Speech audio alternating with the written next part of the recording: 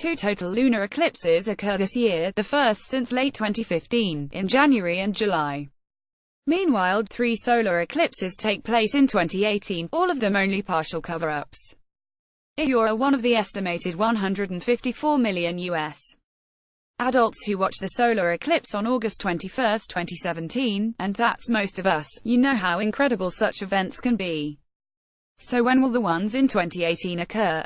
Read on to find out. Up to 7 eclipses of the Sun and Moon can take place in 1 year, though the last time that happened was 1982, and the fewest possible is 4. This year we'll get 3 solar eclipses, alas, all partial events, and 2 total lunar eclipses spaced 6 months apart. Why do eclipses happen? Eclipses of the Sun and Moon can only occur when the Moon crosses the plane of Earth's orbit orange circle very close to the time of new moon. J. Anderson. A solar eclipse, such as the one in August 2017, occurs only at new moon, when the lunar disk passes directly between us and the Sun, and the Moon's shadow falls somewhere on Earth's surface.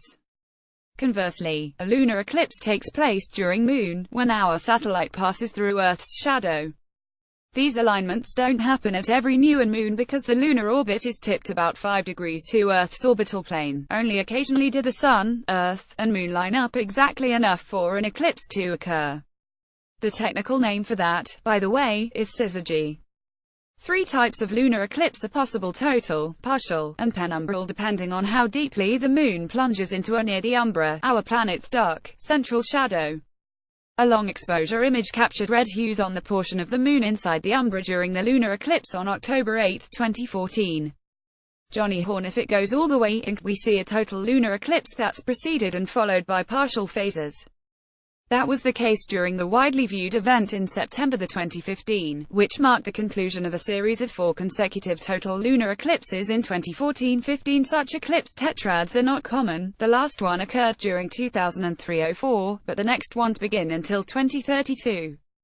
If the Moon skims part way into the umbra, as shown at right, only the partial phases occur. You'll see part of the Moon in nearly sunlight, and part of it steeped in the deep, red-tinged umbral shadow.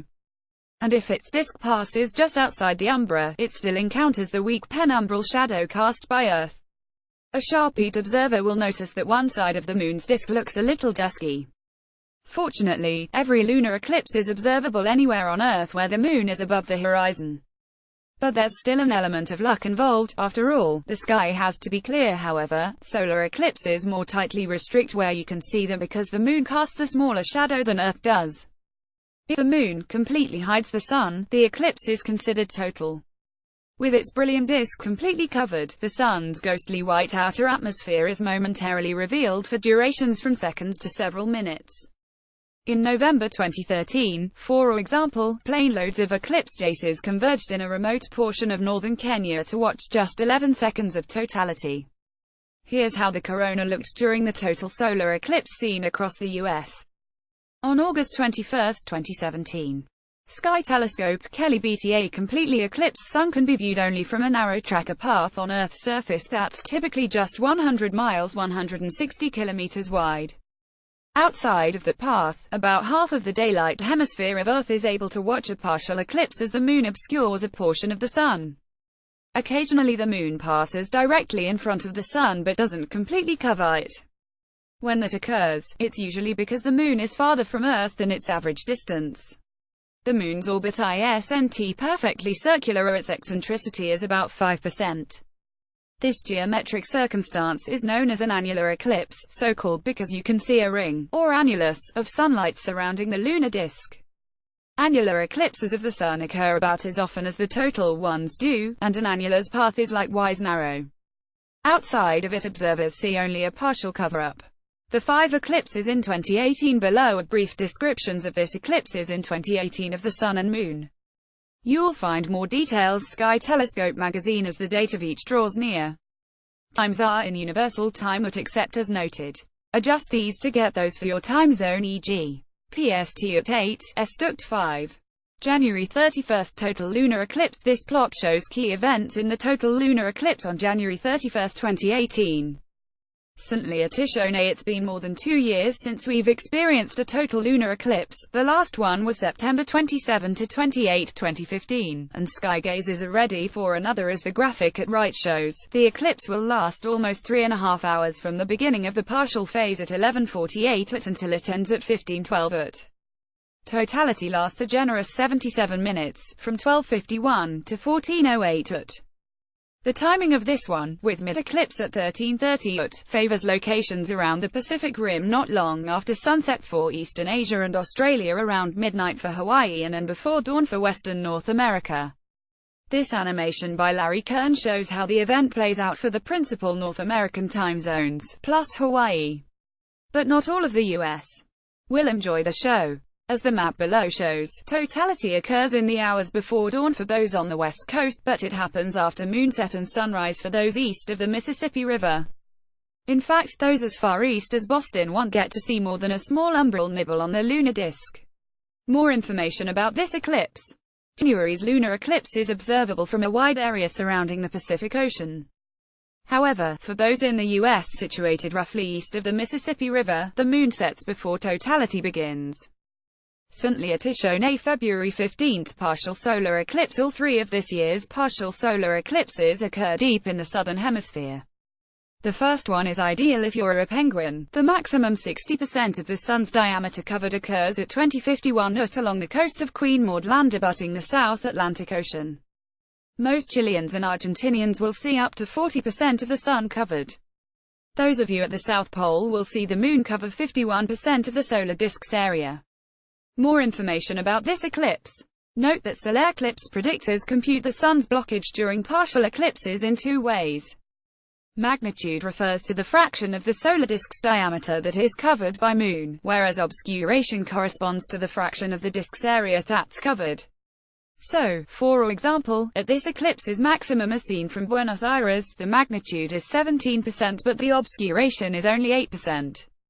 July 13, partial solar eclipse. The viewing prospects are even worse for this partial solar eclipse, because the moon's shadow clips Earth between the coasts of Australia and Antarctica. Francis Dumont d'Urville Scientific Station on the Antarctic coast should enjoy this event's greatest eclipse, when a third of the sun's diameter is covered at 301 UT. Residents of Hobart, Tasmania, will see their biggest small bite in the sun at 335 UT. More information about this eclipse. July the 27th, total lunar eclipse. The total lunar eclipse, on July 27, 2018, is timed perfectly for those in the Eastern Hemisphere, but won't be seen from North America. Fred Espenac, EclipseWise.com. 2 weeks after the new moon involved in a July 13th partial solar eclipse, the moon takes a deep dive through Earth's umbra for the second time this year. Mid-eclipse on July 27 comes at 2022 UT, which unfortunately is in the midst of daylight across North America. But it will be a grand show across Europe, Africa, Asia, and Australia. The partial phases run from 1824 to 2219 UT, nearly 4 hours, which results from two factors. First, the moon passes directly through the heart of Earth's umbral shadow, just 6 arc minutes from its center.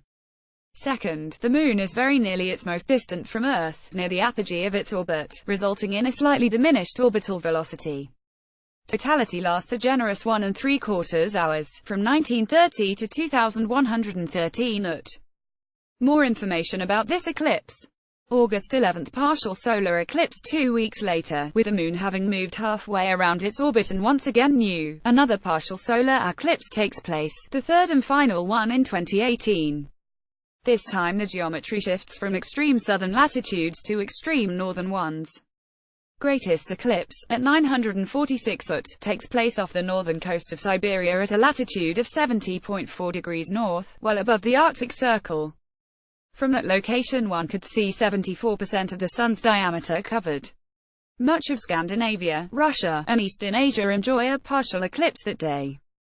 The maximum obscuration is 30% in Ulaanbaatar, Mongolia, 23% in Beijing and Novosibirsk, and just 1% in Stockholm. More information about this eclipse.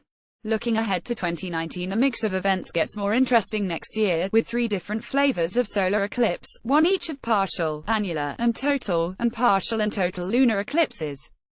The Moon's Deep Umbral Dive on January 19, 2019, will offer ringside seats for skywatchers in North and South America.